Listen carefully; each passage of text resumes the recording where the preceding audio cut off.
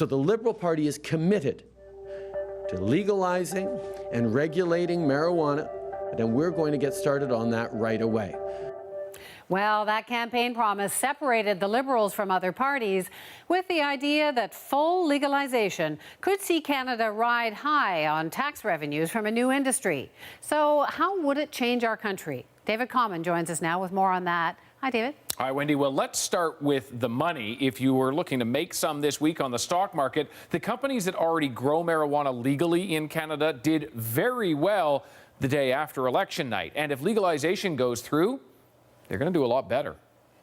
If we're talking about a potential recreational market, then I think that's exciting for a lot of groups. There's no real market analysts like Aaron Saltz expect explosive growth. I think we're moving from a $80 or to $100 million medicinal market today to potentially up to $5 billion.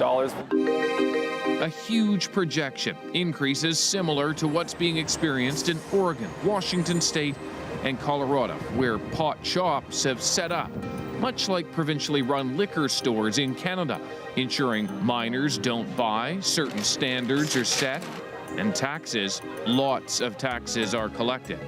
Here's the potential for Canada.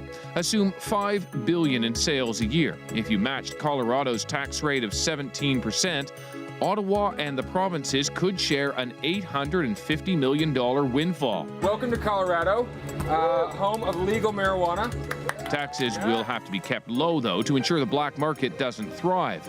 A balancing act that Colorado is starting to get right. What about crime? Earlier this year, CBC asked Denver police what's changed since pot became legal. Basically, officers aren't seeing much of a change in how they do police work, crimes and things of that nature. Here in Canada, you can still go to prison for carrying a small amount of pot. The price of prosecution, $500 million a year.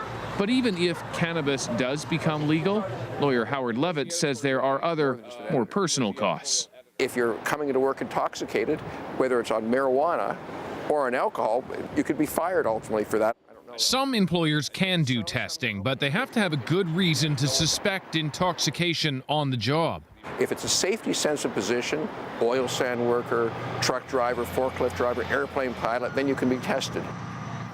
About 5% of Canadians are regular marijuana users now. I'm talking at least weekly. And there's some question about whether that might grow if it becomes legal and if manufacturers can then market marijuana, Wendy, like they do with beer and wine. Yeah, could be huge changes. Thanks so much, David. Thank you. David Common.